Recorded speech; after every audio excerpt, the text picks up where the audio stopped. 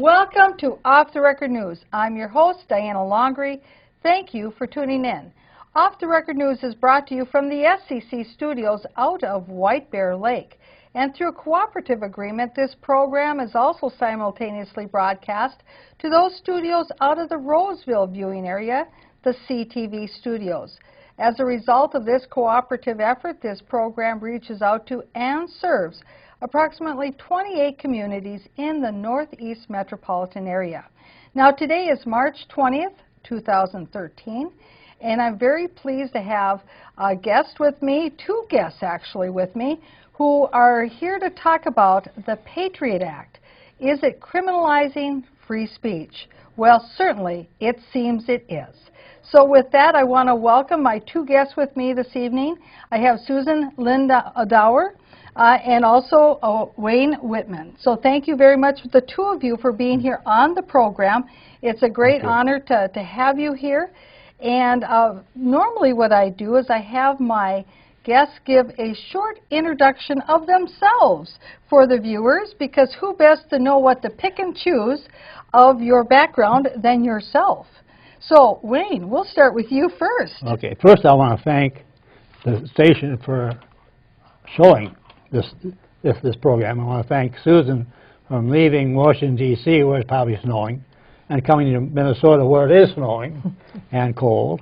And as a member of the community, I want to welcome you to Minnesota and welcome you to share with us your experiences and giving us the opportunity to know what you experienced and to learn from you, because we need to know, we need to be able to say what we see and say what we know and be able to freely express our views without feeling any fear at all. So thank you very much. And I'm a community person. I've been living in St. Paul since 1958. I was an early opponent to the war in Vietnam. I noted in 1967, when I was written up in the paper as a veteran for peace, at that time, that there were 5% of our population who were opposing the war. And at that time, you felt I felt some shunning, and you felt some people thought you were a traitor, some people thought you were not being patriotic, not supporting our government. But I felt at that time that I was free. I'd served in the military. I was a citizen of the United States of America, and I could freely say what I thought and be critical of my government. At that time, I did at that time, but since the Patriot Act, I have been feeling more and more that sense of freedom that I experienced is being eroded. As I talk to other people, that's what I think, that I've lost something. I've lost part of my patriotism, part of my heritage by this Patriot Act, and I'm so glad that you're here to give us your experiences with that act, because what we do with our laws impact on people. And when it does that, we need to highlight that and say, maybe we've gone too far. Maybe we should change. That's right, Wayne. And I think that you brought up some very good points, that you felt that before the Patriot Act that you had the ability to speak out, that if you wanted to criticize what was going on in your government, the decisions that they were making, you felt like you would be able to do that. And I did it. Yes, yes, exactly. I'm not sure I'm going to be able to continue to do it. Yeah, that's my concern. Exactly, and I think why it is so wonderful that we have Susan here is because she's not going to just talk about it from the theoretical point of view. Susan's going to talk about it from the upfront, close, personal view, because you have experienced it firsthand. I think you were telling me before we sat up here on the stage that you were actually the first or the second non-Arab person who was incarcerated under the Patriot Act for speaking up for free speech. And so I'm going to give you the floor to tell our viewers a little bit, first of all, about your background. And then we have so much to talk about, and I know that you know, we could be doing this for like 3-4 hours. Well, now I'll cut to the chase of who I was and what I did. We're here today on the anniversary of the 10-year anniversary of the Iraqi War, the start of the Iraqi War. And that's very important because I was the chief asset for the CIA and Defense Intelligence Agency covering Iraq at the United Nations for about 7 years prior to the war. And I had privileged access to, I was a covert back channel dealing with the ambassador to Iraq, from Iraq to the United Nations, and senior diplomats. So in other words, what you're saying, so that our viewers get an inside view, is that you were a journalist. No. And then they were using. No. Oh, no. Okay. No.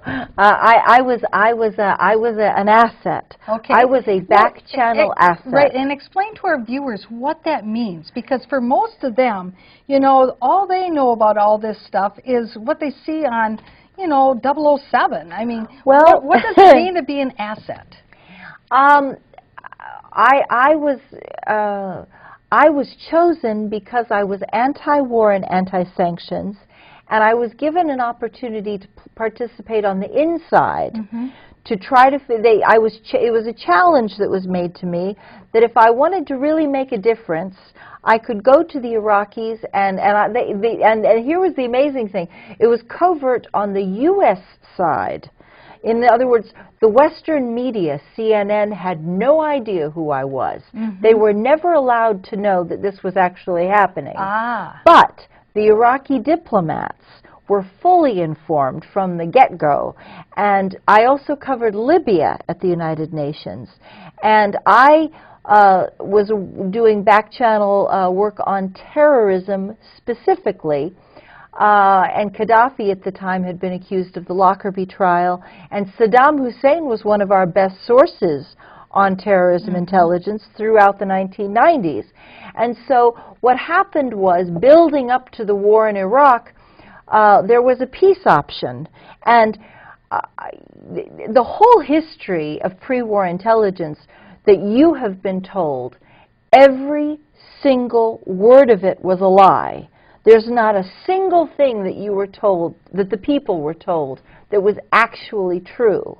And you're talking about a peace option. So many people would have loved to have known that there was a peace option. Yeah, let me tell you what it was about.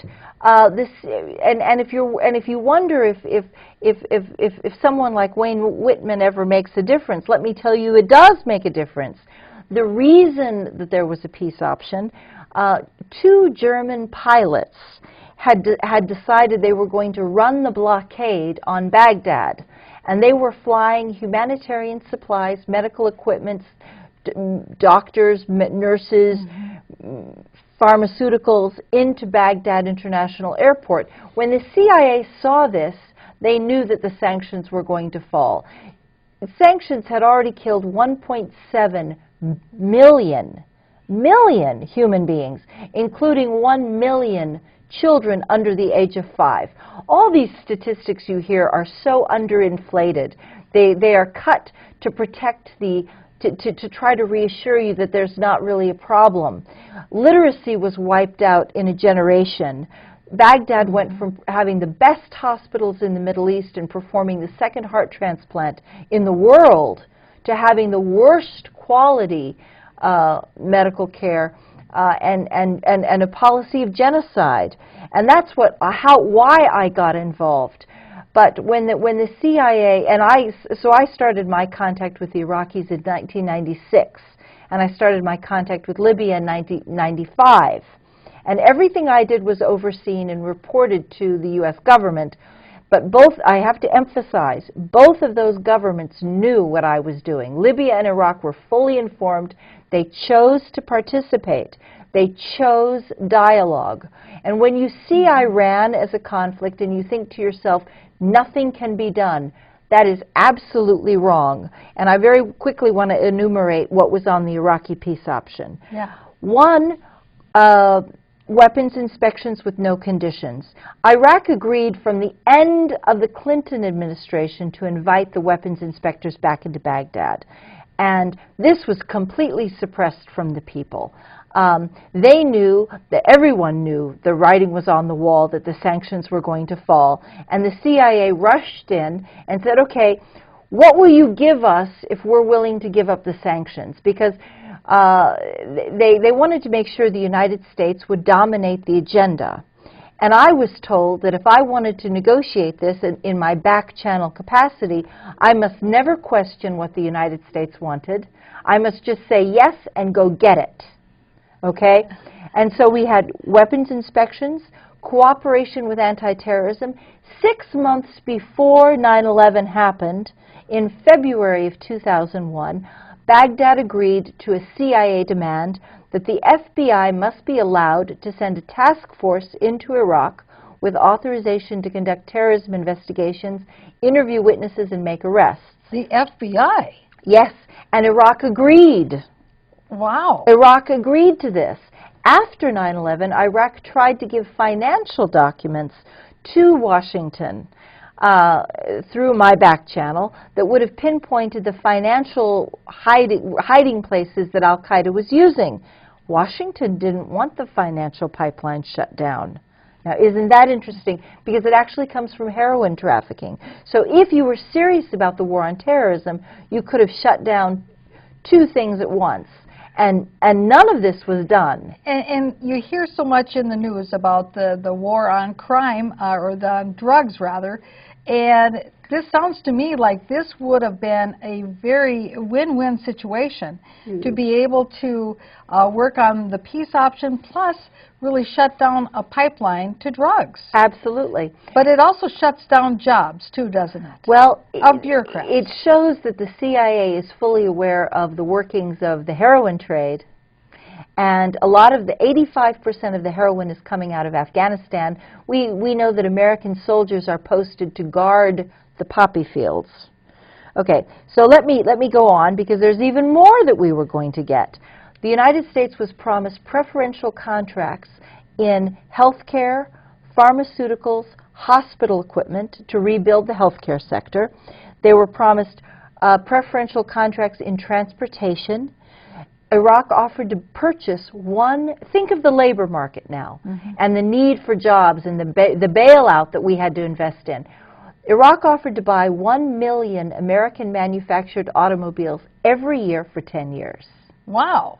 Would have been pretty cool for labor, wouldn't it? Yeah, Iraq also promised to give the United States preferential oil contracts to rebuild the oil pipelines, the oil pumping stations. That would be U.S. equipment purchases, and to give the United States preferential contracts in oil development of the fields. Right, and I know that that's a very big thing, because many of those kinds of contracts in other countries, like Libya, for instance, you know, they put them up on the chopping block for the highest bidder. Sure. And so, for instance, like an oil company like Occidental Oil out of California, you know, that was one thing they wanted to make sure that in Libya that they scored was that preferential oil contract, because that is a huge score. So in order to have that as being part of a peace agreement, that would eliminate having a war over oil. You would have never have needed a war for oil. And so you don't have a war for terrorism, you don't need a war for oil, you don't need a war for weapons of mass destruction. What about democracy? Well, imagine if you had known that a year before the invasion, 12 months before the invasion, Saddam Hussein made a covert offering to the West, and they did it through my back channel, and I will swear to this, that he would be willing to retire to a villa close to Tikrit, where he was from, and all he asked for was a contingent of Republican guards to guard his villa. He compared it to the Secret Service guarding the former President of the United States, Bill Clinton. And he said, I'll retire and you can have free elections in 18 months.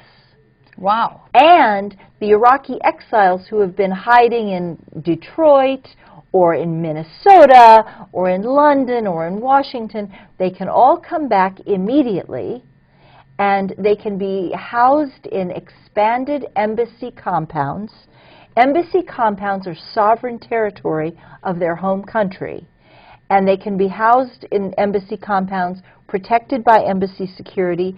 They can be taken around the country to hold campaign events, to start campaign media, open opposition headquarters, and they can begin, that's a safe way for them to be repatriated without any discord to the country. Right. Now think about that. They would be protected because what the Iraqis pointed out was that if Saddam's government were to attack or kidnap or threaten or harass an inhabitant of that embassy compound, that would be considered a declaration of war against that home country. And so they were like, this is a very good solution. They can come back and Saddam, you know, he probably won't be around. And so when this started to come out, they said that, you know, maybe Saddam wanted $1 billion. The West tried to say that Saddam wanted $1 billion to retire. It was an outright lie. He did not. He wanted a small contingent of Republican Guard, just like he compared it to the Secret Service guarding President Bill Clinton. And when you start thinking about all the, then later, the costs of war, and even if that $1 billion had even actually been accurate, think about that in the long run, considering all the billions and billions and billions that in the end were wasted and lives lost and resources and just harm to, well, actually, I think harm to national security as well. The devastation to the Iraqi war. people. Yes. The devastation to the Iraqi people. And the reason, you know, I'm telling you all of this now, and people say, you know, in Washington, this is a very inconvenient conversation. They really don't want you to know the choices that were available to the government. And the reason I'd like to talk now to tie this back to the Patriot Act and to Bradley Manning, because the reason that nobody knows these facts is when a year after the war started, President Bush announced that he was appointing a presidential commission on Iraqi pre-war intelligence, and I petitioned to be one of the witnesses. Ah, okay. I went and I did not do what Bradley Manning did, unfortunately. We need to come back and talk about Bradley Manning. This is very important what he's suffered. But I went through proper channels, and I requested to testify, and 30 days after I made my request, the FBI, I woke up one morning to hear the FBI pounding on my door with an arrest warrant on the Patriot Act. Ah. And I became the response, second non-Arab American ever indicted on the Patriot Act. So your response to signing up to come to testify on the intelligence that had gone on before the war was to have the government at your doorstep with a warrant. Yes. So we don't want accusing me of being an Iraqi agent because I was not a patriot who supported the war. If I was a real American agent, I would lie for the government. Yes, and you wouldn't question the war in the least bit. That's right. I would be helping them cover it up. So in other words, they were concerned about what you would testify to if you indeed were there to testify, and that maybe if you weren't allowed to testify, you would find other channels in order to tell folks what it was that you had to talk about. And in addition to this, adding to the embarrassment for the government, my cousin, and I apologize to the world for this, I apologize to all the American people. My cousin, Andrew Card, was the chief of staff to George Bush. Monster that he was, a man I despise. I despise George Bush. Absolutely coward, weak, stupid, very selfish man. But there were 11 debriefings that I gave to the White House, and unfortunately, that I gave to the White House during from the end of the Clinton administration all the way up to the war, the start of the war. And those papers would have been released to the public if I had been allowed to test, if I had prevailed in my demand to testify. But as you also say, even if I had not prevailed in my demand to testify, my proper requests through proper channels, there would have been new outlets for me to do that. And so that's why they decided they had to shut me up. And so then they showed up at your doorstep with a warrant. What happened next?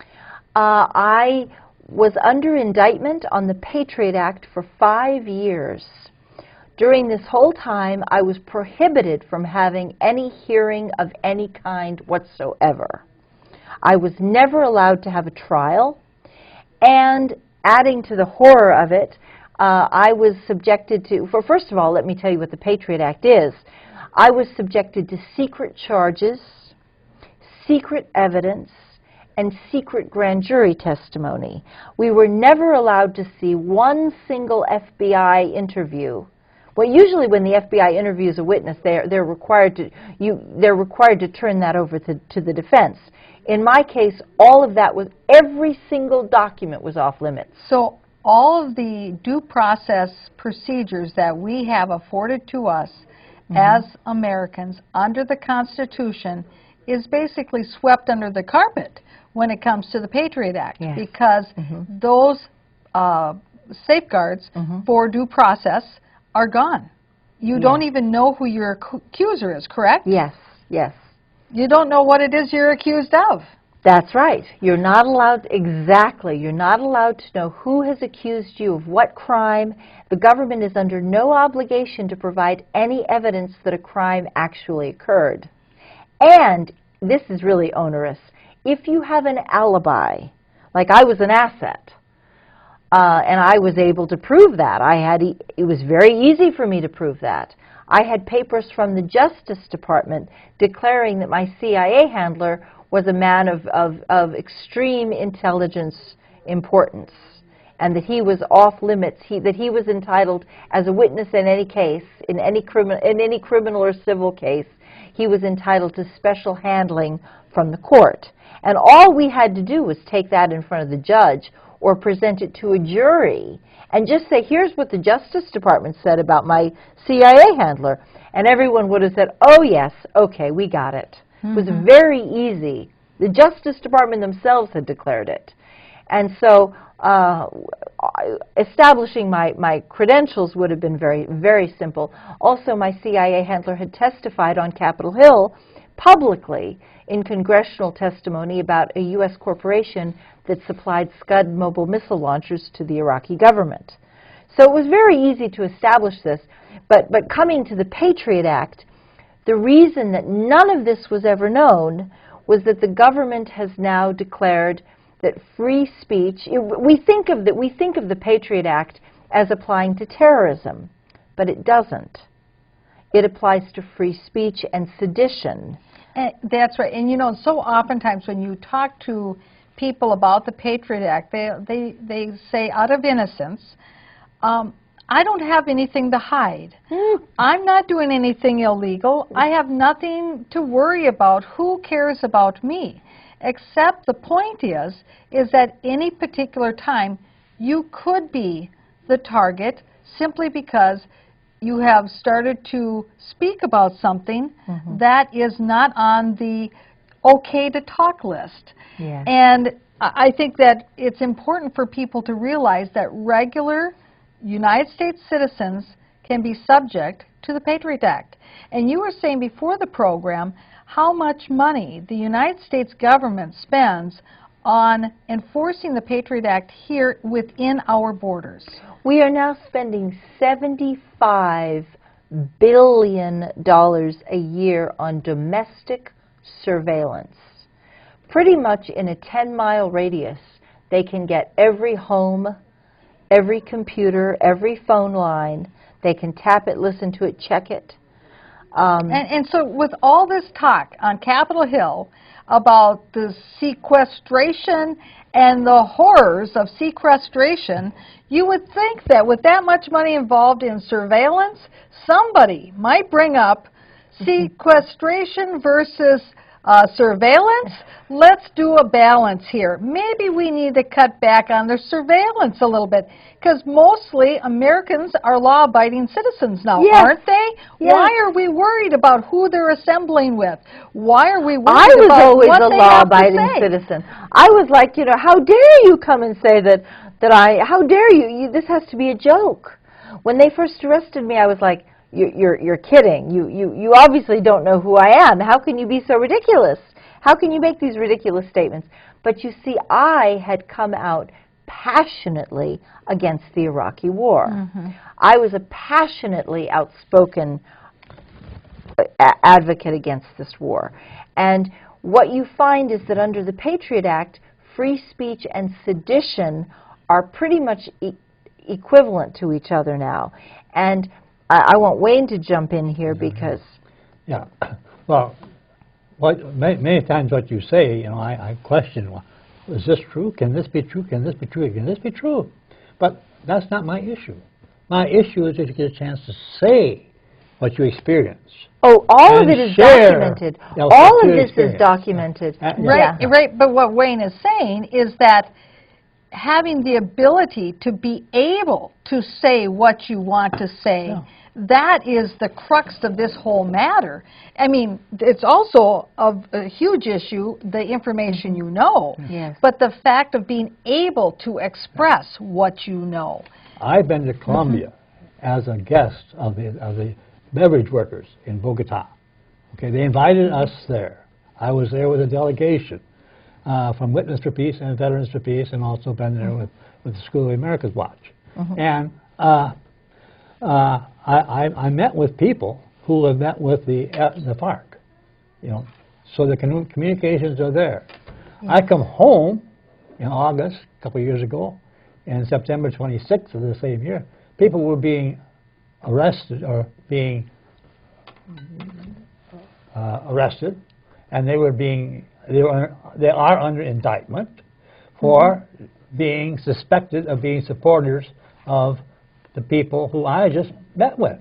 So, you know, I can't easily be waking up at my front door, being a little hard now, but You could be next. I could be next. And, Yes, and I'm doing That's something right.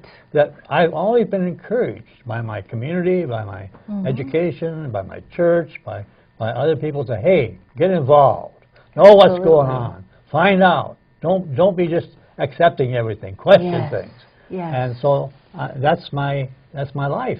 Right, And yet so now- oftentimes And you support peace. Yeah. You're not supporting violent activities. You are, you know, that's That and is that's part a of very my- important. That is a part of my life. Yes. Is to counter the waste and the terrible things that happen as a result of war. And you know, looking at Iraq, you know, I never thought my government would consciously, illegally, immorally violate the United Nations and all of our treaties and invade another country after seeking approval from the United Nations and being rebuffed. They said, to hell with the country, to hell with what you think, we're going to just do it.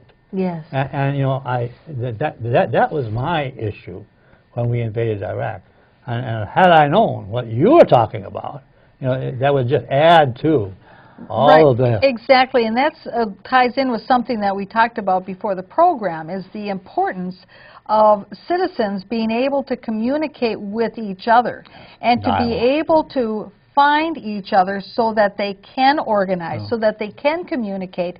And yet we find so often, whether or not it's the Patriot Act, which tries to isolate individuals from each other, or whether or not if it's something like what's going on in Minnesota here with trying to change our Data Practices Act to say that emails that are collected by the government for government use are somehow private and confidential data, when your email address is no different than your street address, because other citizens would be able to find out who submitted a petition with emails so that they could contact them and say, you know, I want to talk about this issue in my community. See, so there's so many ways that, whether or not it's the Patriot Act or other ways, that the government is taking these actions to try to keep people quiet, keep them separate, keep them in their place. Yes. And, you know, and I think that our viewers have to know that, sure, you were under 5 years of indictment without having hearings or trials or whatever, but you were also put on a military base, and you were basically imprisoned for a year, wasn't it? Yes, I was imprisoned on Carswell Air Force Base in Texas. And what happened was the Democrats, two things happened. The Democrats announced they were going to hold their own investigation into pre-war intelligence and to find out if the Bush administration was suppressing intelligence from the people. And Colin Powell, General Colin Powell, former Secretary of State and head of the Joint Chiefs, decided that he was going to launch a book tour to clean up his reputation. Oh. And yes, and to pretend that no one mid-level from the CIA had come to him prior to his big speech at the United Nations. Well, it just so happened I had, because he lived next door to my CIA handler, and I took him copies of the Iraqi peace option. And I said, and I gave him a debriefing, I gave him a paper debriefing that the peace option was still valid and could be achieved, that the Iraqis were still committed to the principles of democracy, and that there would be no reason that if what he stated was his goal, then he could achieve everything he wanted without firing a shot. And by the way, the Iraqi exiles were huge liars, and it was extremely doubtful that there were any weapons of mass destruction, given that Iraq had tried for 2 years prior to the war to get the weapons inspectors into Iraq.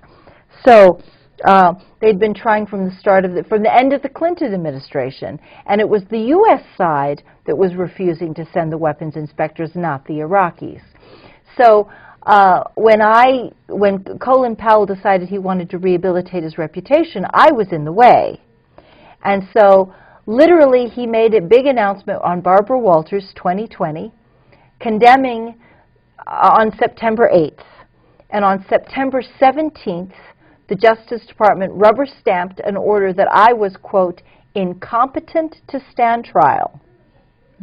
And on September 23rd, I was ordered into court, and I was told that I would be surrendering to prison on Carswell Air Force Base with no hearing, and that I would have to serve my time in prison, and after I was released, after my release from prison, I could then petition the court for a hearing.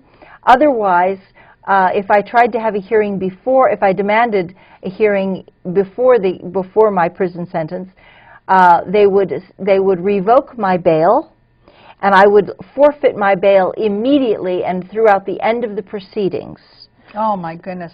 Which could continue indefinitely. We didn't even know. And so I had no choice except to surrender and say, well, after I serve my prison sentence, then we'll have a hearing and talk about it. You know, and that is just so backwards. And then once I got into prison, they decided they were not going to release me, and they petitioned the court to detain me indefinitely up to 10 years with no right to a hearing, in case maybe I was telling the truth. And they asked for permission to forcibly drug me with Haldol, Ativan, and Prozac so that I could be cured of believing that I was an asset, and I could be stopped, chemically lobotomized, so I would be incapable of talking. Now, this is actually very serious, because Carswell Prison is where all women political prisoners are now being taken across the country. Plowshare activists are being taken there. Tax protesters. I don't mean like, you know, the businesses who don't pay their taxes. Some of those people end up at Carswell. But tax protesters are ending up there. Lynn Stewart, a famous attorney, is there. And what they do is they put you onto a military base where it's a corporate-run prison. But it's on a military base, so no media can enter the base. And therefore, you become isolated, and there's no way for you to get your story out. There's no one who can petition to come in and interview you to expose how the abuse you're suffering, the mistreatment. It's like being incarcerated in a foreign country with a closed border. Yes. And so nobody can get in, nobody can get out, and there's no way to communicate. And I think even in all of our prison system that we have in the United States, means if somebody's incarcerated, I mean, that's part of, you know, the process. If they are there, they have, first of all, they had due process. They went through a hearing. They went through a trial. Yes. They are there. They have their sentence, but they can have family come visit them. They can have other people come visit them. I mean, there's a system, and that's what is looked at as being humane. Yes. And what you're describing it really is isolation, and it doesn't sound very humane at all. Well, and you talk about like visits from family and attorneys. My uncle, now I have to tell you, I had a public defender. I did not have a private attorney at this stage. I was just too poor. I couldn't afford a six-figure defense. $100,000, $200,000 defense was out of my reach. It was impossible for me to do that. And that's the other thing, is these cases, these ridiculous cases, are huge money eaters. They're terribly expensive. But my uncle was an attorney with 40 years in the law from the University of Chicago. And he jumped on my case. He tried to visit me at Carswell.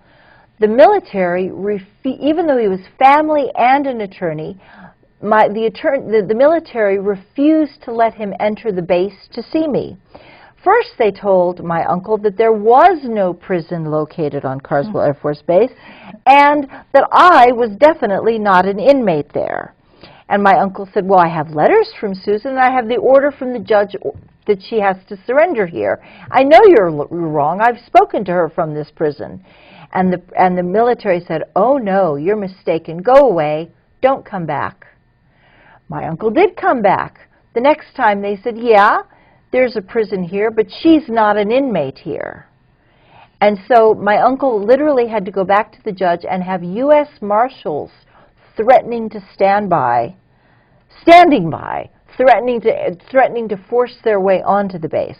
So he literally had to go 3 times to the base, and had to have U.S. Marshals standing behind him, flanking him at the entrance, at the gate, ready to force their way onto the prison before I was finally allowed to have an attorney visit.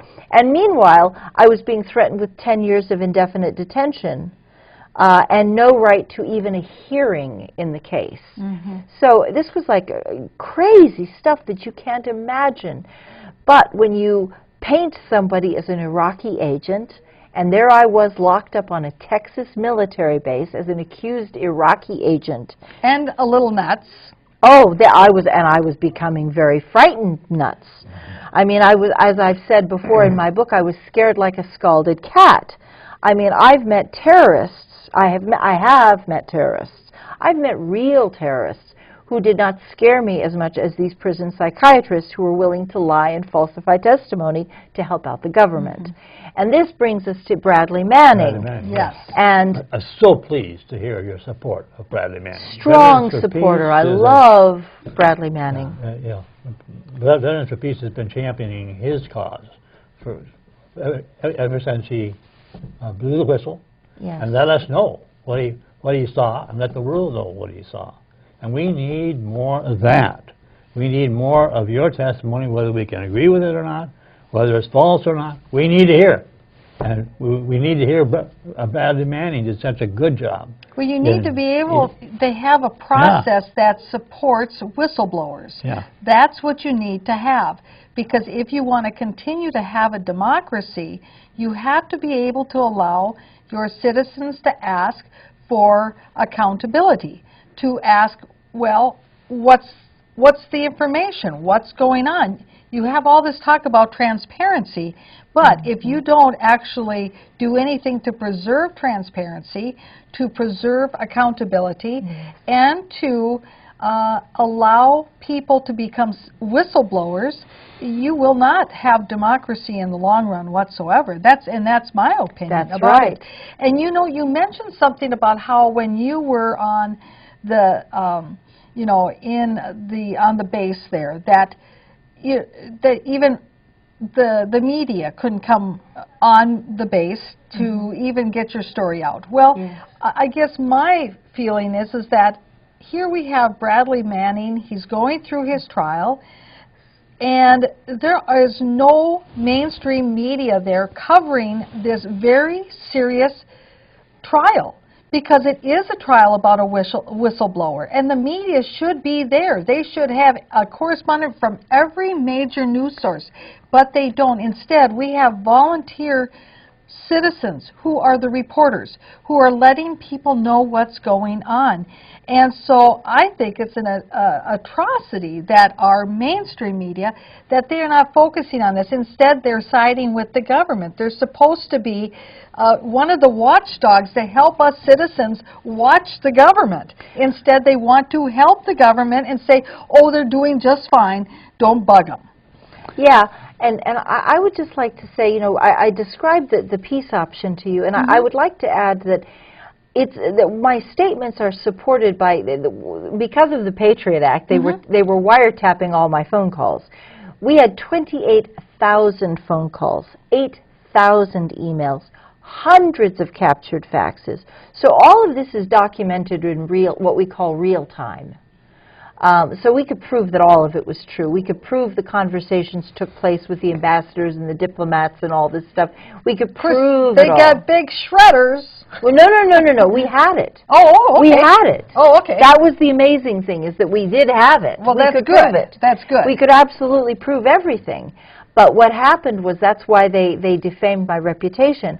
But imagine, for all of you out there who think you don't like WikiLeaks, or you think you don't like Julian Assange, I would just like you to think of it from a different perspective. Like you say, oh, he's a traitor. He can't be a traitor. He's not representing the United States government. He is a journalist. He has no obligation to protect the United States whatsoever. He's a foreigner. He has every right to expose what we do. Is Bradley Manning a traitor? Think about this.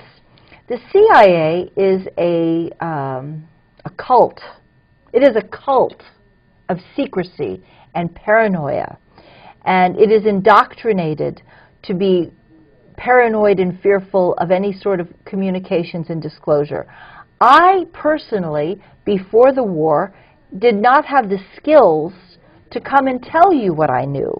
I needed a Julian Assange and a WikiLeaks to help me do that, to help me negotiate this treachery of sunshine. Oh my goodness, sunshine. You know, I didn't know how to do it. I had no idea.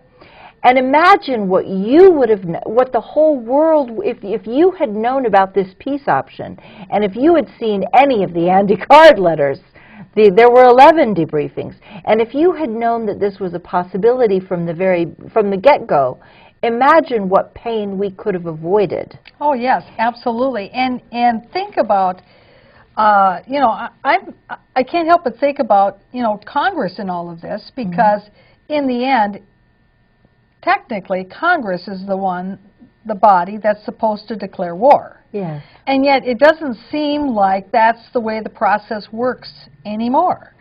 And that the president just declares, aha, we're going to declare war, and we're going to go in there and we're going to do well, in this case, they did have a war authorization vote on Iraq.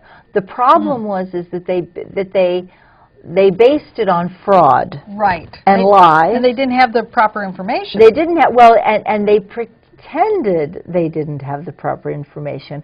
One of the things that comes out in my case was that they did know, and they did deliberately deceive the public. Now, this becomes very important under the Patriot Act, because the Patriot Act exists to protect politicians who are afraid of facing the people, and they're afraid of losing the election. And their right, it is like you're giving Congress the, quote, right, the guaranteed right to be reelected. And you're saying that anyone who threatens the president or congressional continuity is a traitor, a criminal act, that exposing information to the public that will help them make better decisions and choices becomes a criminal action because somebody might lose their job. They might not get reelected. Mm-hmm. And I think there's probably a lot of powerful people with a lot of money at stake in all of this, because there's money to be made with having war. Mm-hmm. There's money to be made in letting the drugs flow over the border. Yes. There's money to be made in all of these things, and that's part of the hierarchy of the power structure. And of course, knowing that there's a peace option, that would bring the whole house of cards to a stop. Unfortunately, it takes sometimes 150 years. We just in Minnesota now are finding out what happened to the Dakota people during the 1862 war, and now it's coming out that we did a lot of we didn't treat those people very well. And the year 2013 is the year when we can accept that. Now we have John F. Kennedy's assassination. A lot of people are asking a lot of questions about that. We had the Tonkin Bay situation. We did find out that we do now acknowledge that that was a fabrication. We also note now that there were no weapons of mass destruction in Iraq. So why can't we be asking those questions a lot earlier? Yes. And the reason we don't do it is because people are afraid to come forward and tell what they did. We also know in Vietnam you kill anything that moves. What we did there was unconscionable, and yet we are now just starting to be able to face some of those realities. Some of them have come home and said it before, but so many people who live with those realities don't continue to live. They've taken their lives. Yes, and particularly now with Iraq and Afghanistan, so much horror occurs because of what we've done. I've been told that one veteran attempts suicide every 80 minutes. Probably. Wow, and that's a staggering statistic. Yes. Now, Susan, you are going to be appearing tomorrow at an event in Minnetonka. Tell us a little bit about that event, because I know that our program is starting to run down, and people are going to say, well, I want to hear more. So how can they hear more? Well, they can buy my book, Extreme Prejudice, which is available on Amazon and Kindle. And I'm going to be speaking at... This event is going to be on Thursday, March 21st at 6:30. And Minnetonka, there's the address. So we'll leave it up there for a little bit so our viewers can get out their pencil and their paper and write down the address. And so now, Susan, what are you going to be talking about tomorrow? Well, we're going to be talking about more details about the Patriot Act, 9/11. And 9/11, it happened 10 years ago, but it is still relevant to, it changed our world. And we're going to be talking about the whole national security state that has evolved, which is taking away our freedoms, and the whole Iraq conflict and more of these same issues. And I found it fascinating. You were telling me about a stop you had made at William Mitchell Law School, where you were talking to a bunch of the law students there, and they found this all very fascinating about your story and about you know, how this interacted with their class and their studies. Yes, and I had a wonderful time. I had a wonderful, wonderful response from the students. It was very exciting to see that they are so. There's now law students today are on the front lines. That's right. In this brave new world, and they're going to have to juxtapose or juxtapose. They're going to have to balance. It's going to be a tightrope act. What the government perceives as necessary for its own national security, some of which may be valid, you know, but the problem is that defendants like me are being hit with secret charges, secret evidence, secret grand jury testimony. In my case, there was a non-disclosure agreement that I was not even allowed to know that my attorney had received a debriefing from the Justice Department. Wow. And because my attorney was forced to sign a document saying that he would never disclose anything to me, the defendant, or any other counsel without the written consent of the prosecution. And this is why I think, the Patriot Act. In your point that it's important for up-and-coming law students to be aware of this, because you mentioned something earlier, that you didn't have a private attorney, you had a public defender. And you see, there's going to be many people that if they find themselves in the same position as you, they're not going to have the money to properly defend themselves. And the public defenders are going to have to be aware of this area of law. Yes. Because they may find that as time goes on, that they are going to have more and more people who are going to need a public defender who's got some experience or at least knowledge of what the Patriot Act is. Who is struggling Yes. with national security. Yes. And the problem is that national security is being applied to everything now. Yes. Because if it's Occupy Wall Street. Now, some of you like Occupy Wall Street, some of you don't. But the bottom line is these are people who are practicing freedom of speech. They're out there standing up for what they believe in. And they're trying to call attention to the issues they love. And they're trying to take a stand. Well, the government has declared that mass protests are subject to special criminal prosecutions now, and those people can be detained under the Patriot Act without charge, without indictments. They can be subjected to heavy surveillance. When I was under the Patriot Act, the state of Maryland state troopers ran heavy surveillance investigations on Amnesty International, the Chesapeake Climate Action Network, which supports green energy, solar and wind power, because they might threaten the status quo of the energy community.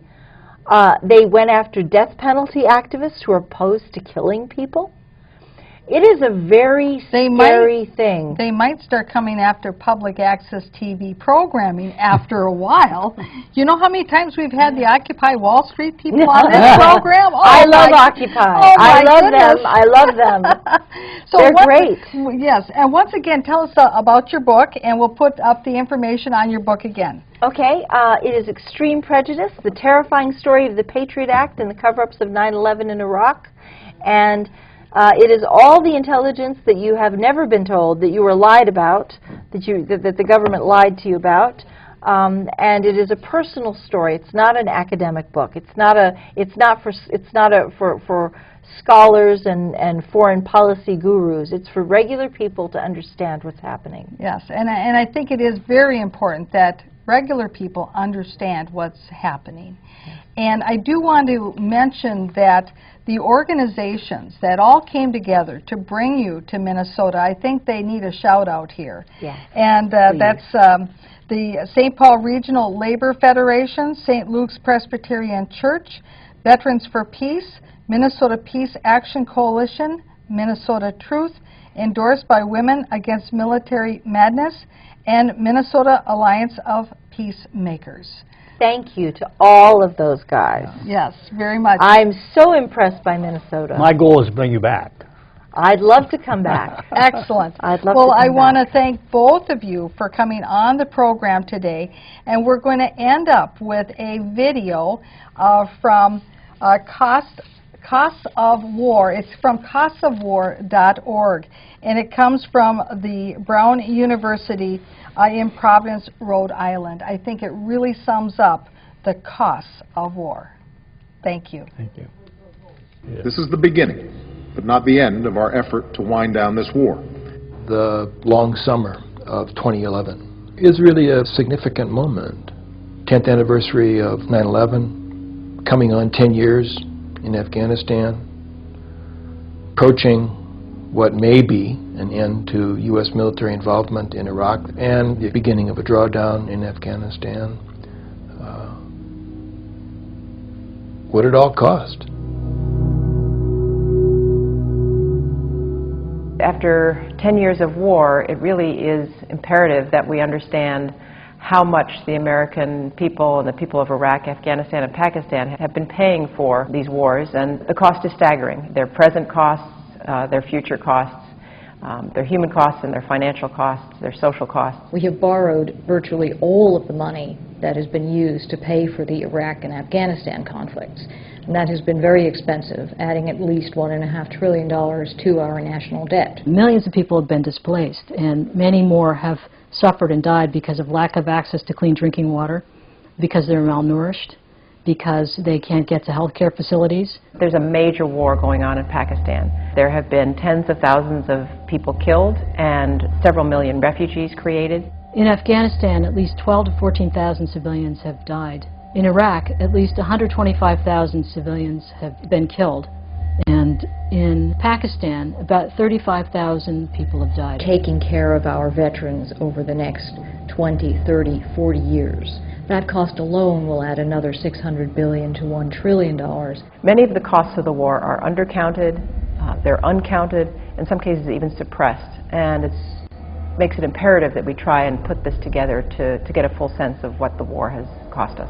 A lot of Americans know that 6,000 of our young men and women have died in uniform in the war, but very few people know that the scale of human death and wounding has been much vaster, both in the military and the civilian sectors, and that the costs have been borne unevenly. The military families, contractor families, the people of Iraq, Afghanistan, and Pakistan, of course, have borne a tremendous cost. It's hard to convey the cost in lives over there because of these wars, and the psychological toll and the physical toll for the survivors who've lost limbs, who have been stunted by malnourishment, and have suffered diseases they would otherwise not have gotten. So it's, very tough to talk about it, but we have to. When the battles have been fought, what kinds of destruction is left behind, what refugee flows, what destruction of housing, what kinds of new family structures get set up when women are widowed, and what kinds of challenges, poverty, often ensue for families. And to take responsibility for that, to say this is what that choice to go to war resulted in. It resulted in these costs. So the overall cost of taking 2 million young people and bringing them into the line of fire in conflicts which have had really no front lines, so they've had a very, very large number of injuries relative to fatalities. The cost of this is borne by many, many different groups in our society. Wars, in a sense, are never over when they're over. They go on for decades, and some of the peak costs for this war will be incurred 40 years from now as veterans age into some of the most difficult years for dealing with their disability and injuries from the war. At this point, I think the questions that we should be asking are, if not for the decision to invade Iraq in particular, would we still be mired in Afghanistan? Would oil prices be where they are? Would the national debt be as high as it is? Would the financial crisis have been as severe as it was? And I think arguably the answer to all four of those questions is no. One of the things that we have to understand is what the trade-offs were. What kinds of job creation, what kinds of improvements in our infrastructure, and what kind of greening of the American economy could have occurred with all of the funds and all of the human labor that have instead gone into waging the wars in Iraq and Afghanistan and Pakistan. There is an immense and urgent requirement to learn from the experience of the past decade and to try to ensure that we don't make the same mistakes all over again. So we're at a decision point, I think, in 2011. We're at the point when we can decide to draw down more quickly or draw down more slowly in Afghanistan. We can decide whether or not to keep funding the Pakistani military and Frontier Corps. We can decide how we want to structure repayment of the borrowing for these wars. But there are a lot of choices that we could make right now that will either increase or decrease the human and the financial costs of the conflicts that we began after 9/11.